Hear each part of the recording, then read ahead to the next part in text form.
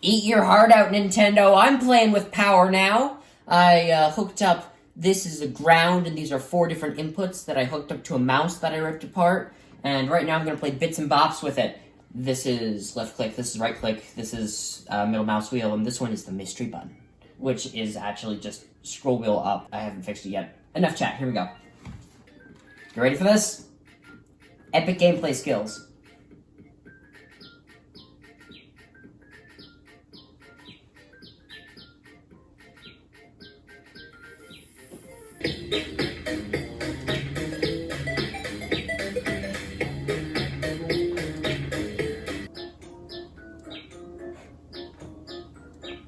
Perfect!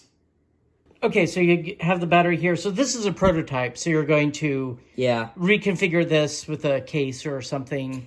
Hacking the mouse is pretty cool. All I wanted to do really was make something that could play Patapon. Okay, and what did you have going on here earlier? This was prototyping with an Adafruit, Bluefruit 32U4 feather, but the input was not working the way I wanted to, and I'm not about to ride Bluetooth's coattails for this. Hey, look, even the game agrees with me. Not bad for a prototype. With the leftover parts from the mouse, you also made a mouse.